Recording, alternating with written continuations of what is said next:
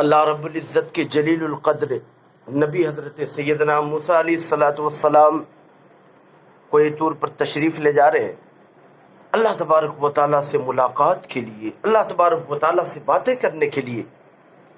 جب طور کی طرف جاتے ہیں تو آپ کا جب گزر پہاڑ کی طرف سے ہوتا ہے تو دیکھتے ہیں ایک پتھر بہت زیادہ رو رہا ہے، اس کی آوازیں نکل رہی ہے، وہ چیخ رہا ہے، وہ رو رہا ہے۔ سیدنا موسیٰ علیہ السلام نے اس پتھر سے پوچھا، اے پتھر کیوں روتا ہے؟ آخر کیا بات ہے، کیا ریزن ہے، تو کیوں روتا ہے؟ اس پتھر نے کہا، اے موسیٰ میں اللہ کے ڈر سے، میں اللہ کے خوف سے روتا ہوں، خدا کا خوف میرے جگر میں ہے، جس کے خوف کی وجہ سے روتا ہوں۔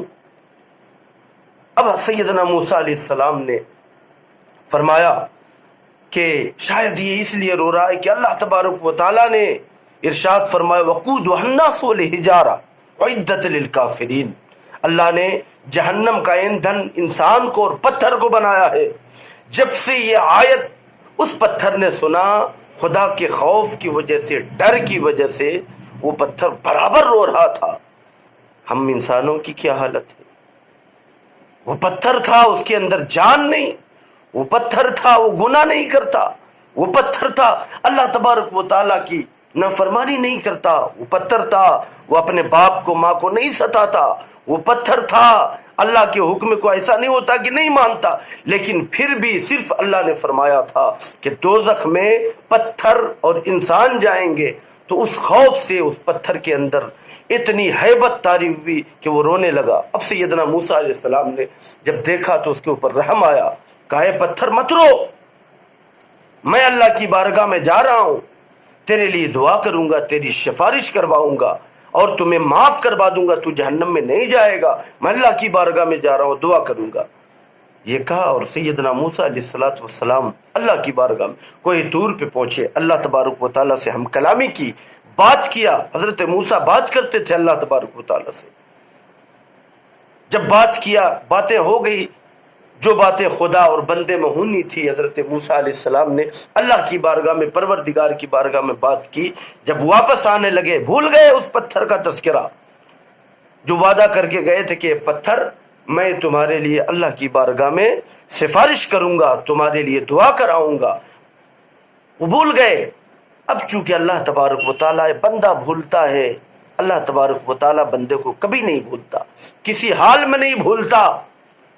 وہ کسی بندے کو نہ اللہ نے وعدہ فرمایا ہے، وہ بندے کو کسی حال میں نہیں بھولتا، وہ سب کو کھلاتا پلاتا، وہ سب کو زندگی عطا فرماتا ہے، وہ سب کو روزی عطا فرماتا ہے، وہ سب کو ہر آشائش کی چیزیں دیتا، وہ صرف انسان ہی کو نہیں۔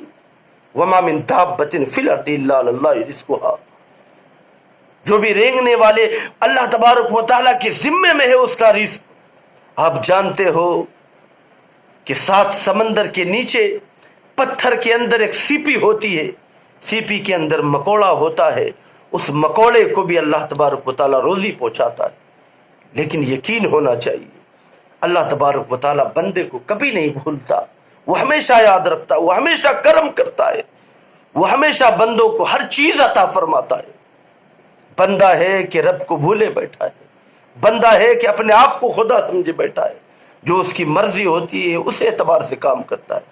ہم اپنے مرضی کی زندگی نہیں گزارنے آئے، ہم جب اپنی ماں کے پیٹ میں تھے تو اللہ کی مرضی سے تھے، وہ ماں کے پیٹ کے اندر بھی ہمیں ہمارے اندر زندگی عطا فرما دی، وہ ماں کے پیٹ کے اندر بغیر کسی وسائل کے ہمیں روزی پہنچاتا رہا، اس دنیا میں لایا، اس دنیا میں بھی ماں کو رحم دیا، تو وہ ماں اپنے سینے کا خون دودھ کی شکل میں پلائی۔ بہرحال ہم ماں کے پیٹ میں بھی اللہ کی مرضی سے آئے، عالم برزخ میں بھی اللہ کی مرضی سے، ہر جگہ۔ تو اس دنیا عالم، اس دنیا میں بھی ہم اپنی مرضی کی زندگی نہیں گزار سکتے، یہ اللہ کی مرضی ہے۔ بہرحال اللہ تبارک و تعالیٰ نے فرمایا موسیٰ تم تو پتھر سے وعدہ کر کے آئے تھے نا کہ تم اس کی سفارش کرو گے، اللہ کی بارگاہ میں سفارش کر کے تم اس کی مغفرت کرواؤ گے، تم بھول گئے؟ حضرت موسیٰ نے فرمایا یا رب بھول گیا، پروردگار بھول گیا، ذہن سے بات نکل گئی۔ اب اللہ تبارک و تعالیٰ نے فرمایا موسیٰ وہ میرے خوف میں، وہ میرے ڈر سے روتا ہے نا، جا اس کو خوشخبری سنا دے کہ اللہ تبارک و تعالیٰ نے تمہیں معاف فرما دیا، تمہیں دوزخ سے آزاد کر دیا، دوسرے پتھروں کے ساتھ، انسانوں کے ساتھ تمہیں دوزخ میں نہیں ڈالے گا، تم دوزخ سے آزاد ہو۔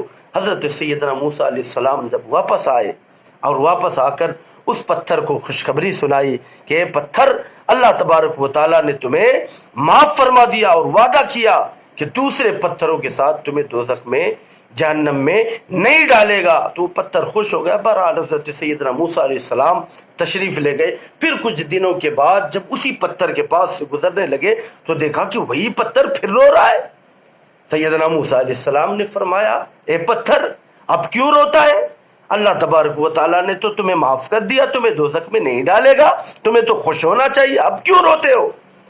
وہ پتھر کہتا ہے اے میرے موسیٰ، اللہ کے نبی جب اللہ کے خوف سے روتا تھا، دوزخ کے ڈر سے روتا تھا، لیکن اب اللہ تبارک و تعالیٰ کی رحمت پہ خوشی کے آنسو روتا ہوں کہ وہ رب ایسا ہے کہ بندے کو معاف فرما دیا کرتا ہے۔ بندو، ہم غم کے وقت تو اپنے رب کو یاد کرتے ہیں، اس کی بارگاہ میں بھیک مانگتے ہیں، اس سے ڈرتے ہیں، آنسو بہاتے ہیں، غم میں بھی، مصیبت میں بھی، تکلیف میں بھی، خوشی میں بھی، شادی میں بھی، بیاہ میں بھی، خوشی کے عالم میں بھی، ہر وقت اپنے رب کو یاد کرو اور اس کے خوف میں دعا سو بہا لیا کرو۔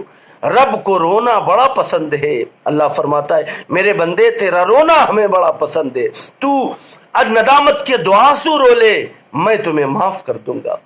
رحمت حق بہانہ می جویت، اللہ کی رحمت جہاں بہانہ ڈھونڈتی ہے، بندہ گناہ میں رہتا ہے، مبتلا رہتا ہے، اللہ تبارک و تعالیٰ صرف بندے کی طرف دیکھتا رہے، ارے میرے بندے گناہ کر لیا ہے، ارے ایک بار اپنے آپ پر شرمندہ ہو جا، میری بارگاہ میں آ جا اور میری بارگاہ میں آ کر کہہ دے میرے رب غلطی ہو گئی، ایک آنسو بہا لے، میری عزت کی قسم میں تمہیں معاف فرما دوں۔ رب وہ ہے، رب کی ذات وہ ہے جو معاف کر دیتی۔ رونا سیکھیے رب کی بارگاہ میں، روئیے، گڑ گڑائیے، کسی اور کی بارگاہ میں نہیں، رب کی بارگاہ میں۔ خدا کی قسم رب العزت دنیا بھی اچھی رکھتا ہے، آخرت بھی اچھی رکھتا ہے۔ اللہ تبارک و تعالیٰ ضرور بندوں کے گناہوں کو معاف فرما دیتا ہے۔